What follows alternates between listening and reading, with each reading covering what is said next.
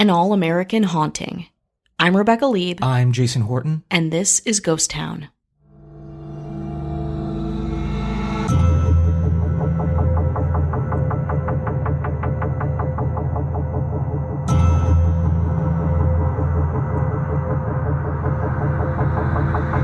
In 1972, the West Point Military Academy was under siege. Not by an opposing army, but by ghosts. Capital G ghosts. Are you in? I'm in. Are you with us? Mm-hmm. 1972 was a high-profile year for paranormal experiences at West Point. What is West Point? It's a military academy located in upstate New York, about an hour outside of New York City. It's very prestigious. I think it kind of feels to me like it's on par with Ivy League schools in terms of its reputation and work ethic and culture around it, I guess. And it goes back. It goes back. Definitely the Civil War. I think maybe even the Revolutionary War, because that part of the Hudson Valley, which is where I grew up, beautiful, has a long history with the Revolutionary War. George Washington's last encampment is near there, and I worked at West Point at the Hotel Thayer, which is a very famous national landmark and hotel. I was a bellboy. Oh yeah, AKA a porter, and everyone still said bellboy. Did you wear something fancy? It wasn't too fancy. It wasn't like what you'd imagine. Did you have a hat? I did not have a hat. There was no hat, but I did take the bags of Sally Struthers from All in the Family. Yeah. And I also met Adrian Zmed from Grease 2. I knew that name sounded familiar, and then it all came back to me. And I remember, I think he may have been maybe he was doing Grease or something in the area. I don't know. But I remember telling him that I was like, I've seen Grease 2 more times than any other movie. And absolutely. I was like, I like it better than Grease 1. He was like, he laughed and he was like, so do I. Amazing. It's and true. He was super cool. Grease 2 is amazing. I was going to do a solo show about Grease 2. I'm glad that didn't happen, but it shows you my love for it. And Grease 2 has its own haunts. But West Point in 1972, and I think what makes this really unique is that it is a no-nonsense military academy. It isn't just a wacky bed and breakfast. But we've discussed this many times, the military and paranormal, new age, they were no stranger to that. Yeah. Whether it was remote viewing or using psychics or whatever the case may be. So I think they were open-minded to the idea of hauntings, and if somebody suggested it, it wasn't immediately brushed off and pull yourself up by your bootstraps type situation. I mean, maybe that did happen, but I think they were pretty open to it. Yeah, I mean, West Point though. I mean, you're learning how to be, a person, a leader in the military. So, the dichotomy between a bunch of hauntings in this place that's so buttoned up is really interesting to me. West Point is the oldest continuously operated Army post in the US&A. American soldiers first occupied West Point on January 27th, 1778. Long history. Very long history.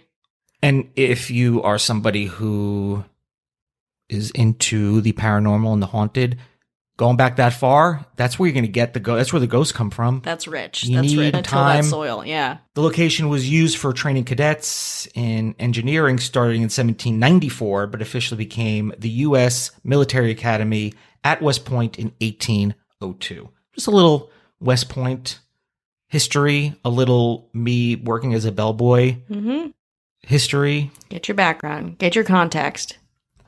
So let's start with room 4714, October 1972, 2 a.m. At the North Barracks, 47th Division, 2 male cadets were asleep when a ghost soldier manifested in front of the younger cadet. The soldier stared with menacing eyes made of light that stirred the cadet to consciousness. Upon waking, the cadet screamed, and the soldier immediately vanished. I'd scream too. The ghost was described as middle-aged, single. Okay. He had an antique uniform, old-timey uniform from the 1830s, musket, handlebar mustache. Wow. Classic. The ghost got the nickname The Pusher because he sold CBD gummies. At the bar next door. Very happening. Check Yelp. He was called The Pusher because of his ice-cold presence, and he forced other victims to lay immobile until the pressure of his hazy, glowing physique disappeared. Oh, I hate that. I hate when my most terrifying ghost encounter is when somebody paralyzes me, or when they lay on top of you in like lengthwise, like very close to you. Those are... Ugh. It sounds like it could be a little sleep paralysis, a little... I mean, and I think at the time, things like ghosts, whether represented in movies or books or TV shows, were pretty prevalent. As soon as I hear the 1970s, 1972, I'm like, oh yeah. Mm-hmm. I don't know if they had a proclivity, I'm using that word again, to feel like things were haunted. It obviously had a history, and I don't know how much that played into it, but pretty convincing, according to them. Ugh. This is from former Superintendent Lieutenant General William A. Knowlton. He invited married clairvoyants, guess who? The ones from Connecticut. What's their names? Ed and Lorraine. God. Warren. This is just like, I did this with Nick Cage one time, remember, where I was like, oh, I just had a stroke. So Ed and Lorraine Warren made their way there. They really got around. Mm-hmm. I'm just watching the new trailers for The Conjuring 3, and everything's kind of based on them. And I did it, I think like a lot of people, you do your little deep dives on the legitimacy of them, and I just choose to appreciate the contribution to whatever it is, and not try to be a stick in the mud about it. Not try to be be a cynic that I am. Skeptic, yes, but I don't want to also be a cynic. No, I mean, I think what you can say about them is that they had a very long career together. Like you said, they were everywhere. I'm embarrassed that I forgot their names because I just worked on a show that heavily involved their kind of ghost hunting MO, but they really tried to make it as scientific as you can, being private ghost hunters, I think. So they did their psychic investigation and a seance. Mm-hmm. Lorraine revealed that there were those living in another dimension as she walked around and toured the rooms of quarters 100. So there were otherworldly spirits, ghosts, apparitions from another dimension. I guess I don't know how that works, but it's another dimension. It sounds very cool. The Superintendent, General William A. Knowlton, Lieutenant General, sorry, I don't want to miscategorize his rank. No, we're getting an angry comment from his grandson. He detailed his account of their account, and he said that their psychic impressions that she picked up during the investigation included descriptions of spirits and energy present in each room. He wrote them down in a memorandum to the librarian requesting them to search West Point archives to find evidence that supported her claims. Okay. So, doing a little work, doing a little due diligence, as they say. I'm down with that. And then she described a woman who could be the ghost named Molly, an Irish cook who served Sylvanus Thayer from Hotel Thayer, where I worked. That's right. And I've spent a lot of time in that hotel, and thinking back on it, it definitely probably had its haunts. I mean, a lot of people stayed in those rooms, a lot of famous presidents, famous people. I'm sure people had to have died. But a cook named Mary, too. Molly. Typhoid Molly. Never mind. I take it all back. Oof. The only thing that I saw that was really weird there is that they wanted me to break up a wedding party fist fight that happened there. And then there was like blood everywhere. And I'm like, what? No. I was like, me? I was like, I'm not breaking up. It's not your job to be like, oh, I get paid minimum wage to like get my face pounded in. Yeah. No thanks. But Molly was known to rumple bed linens and knock wine bottles to the floor in the kitchen. I do that too, and I'm alive. She's not old. She's very domineering, athletically inclined, and really not quite a lady. I get a feeling of no man. If she had a husband, he was dominated while at home. That's what Lorraine Warren said. It's like, let's find out a little less about this woman and more about her romantic life and her husband at home, if there is one, because God forbid there would be one and he would be, assertive in any way. It was a different time. Walk directly into quarters 107B. A professor once lived there with his wife, but it does not end well. The couple was struck with tragedy. She became ill in the 1920s, and to help ease her pain, keep the house in order, her mother came to live with them. And how the story goes is that the professor and the mother got together, which the wife was like, hey, this is not helping. I don't know why you thought it would be helping. And don't ever trust a professor. They say that her death was maybe accelerated due to a broken heart and a lack of a will to live. Ugh. She made a dying wish that she doesn't marry her mother. That's reasonable. Reasonable wish. Kind of sounds like a battle axe, actually. Now I can't marry your mother? Rude. Prude. But I'm sure he was like, And then she died, and then real quick, married her mother. Gross. What do you think her ghost did? Haunted him. Turn the other ghost cheek. Nope, Wow. not at all. And she haunted that room, that the intense emotional distress from some mediums claim that it keeps her soul gripped to the world and cannot find peace because of the betrayal of her husband. And that led to a lot of paranormal activity in those quarters over the years. Items thrown, turned upside down. A clock that was frozen for years abruptly chimed and was brought back to life. And a former tenant said they heard horrendous sounds in the night, like someone riding a big wheel across the wooden floor overhead, which is, that's like kind of Shining vibes, right? Yeah. The haunting was so frequent that they had to seal off the door to the ghost bedroom because people were so terrified. But it was reopened in the 1950s. The ghost received her name from the 8-year-old daughter of a class of 1960 graduate. They lived there between 1971 and 1975. That's prime ghost time. Yeah. And the little girl and the younger sister lived in the haunted room, of course. The girl woke her parents up in the middle of the night multiple times. They heard her having a conversation with this ghost. But after getting out of bed to check on her, they discovered she was not speaking with anyone they could see. Wow. The little girl was saying, professors are filthy. Don't trust your mom. Yeah. When the parents were like, who are you talking to? She just said, the lady. The lady.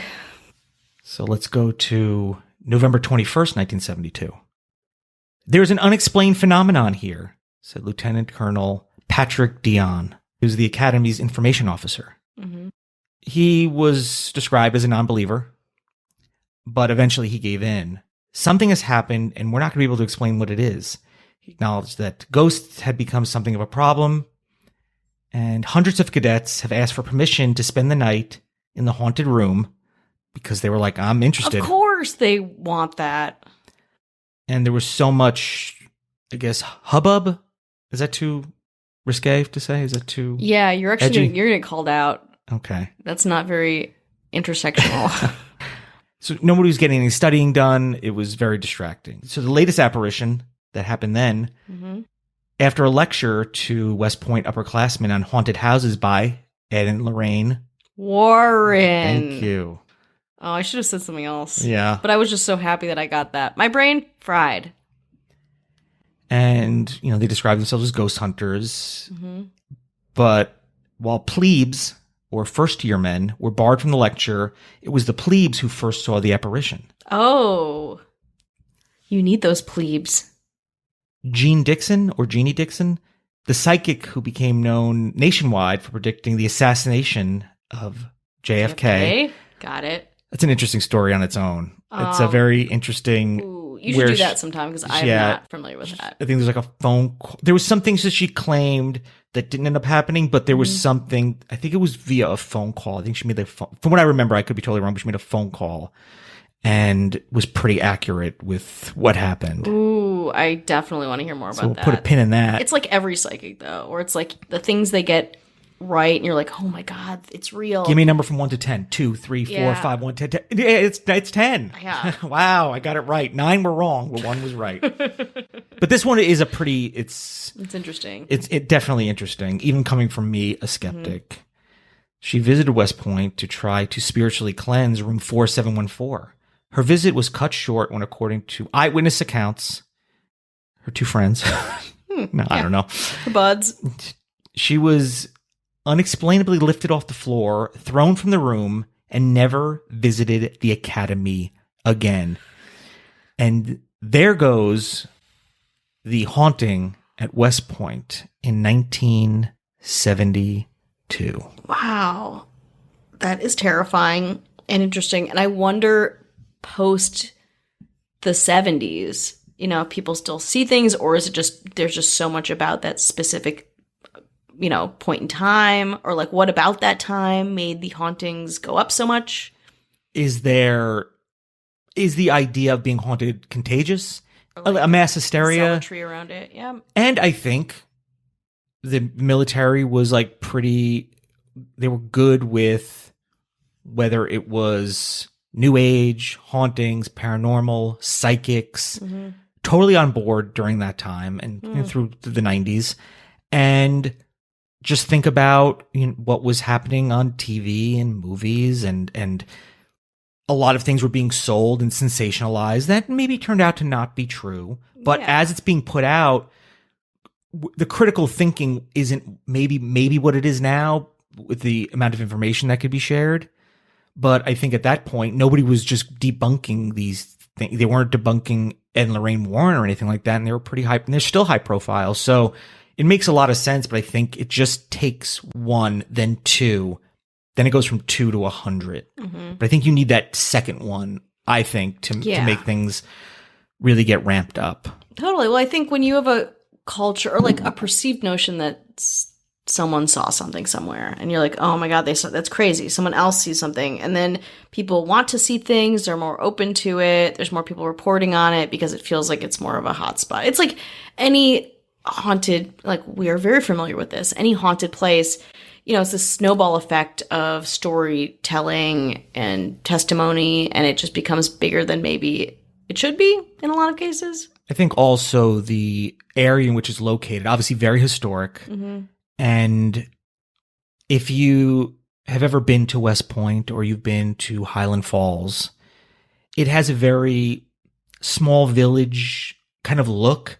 If you've seen like a Stephen King movie, I know that most of those are set in Maine, but from what I remember, you might have a similar vibe. So it wasn't Times Square or, Hollywood and Highland. It was happening in a place that looked and felt, those cold winters. Yeah. It wasn't sun and fun. I think it was just everything was kind of rife with things that would make people believe in being haunted and things that are haunted. And then people, psychics, ghost hunters. Also, this is how they keep, they're like, I'll show up. Yeah. Because there's always press. There's always something to be documented. And the people that are calling them are like, I don't believe this, but prove me wrong. They're like, we think there's something's up here. And we have an inclination to also believe it and believe whatever you say. Yeah. You got Amityville Horror, not too long. That's true. DeFeo's, I think that was around the same, was the DeFeo murders around the same year? Close. Then, I still think though, I think that's all true culturally, satanic panic, kind of post-60s, darkness around, the realities of that all kind of create this climate for believing in ghosts and believing in the paranormal, supernatural things. But at the same time, I think of West Point, and I really do think like young people, high achievers, pretty straight-laced, being in this context. And again, maybe it was totally different and maybe my notion of it is incorrect. But I think that's also very interesting. This institution that, again, we don't go to. There's so many places on the East Coast that are haunted, have a lot of history to them. To explore that in this high intensity military academy is very interesting. Do you think it's possible that Agent Zemed was just a ghost when I saw him, that I just wanted it to be him so bad? And he rode off on his motorcycle.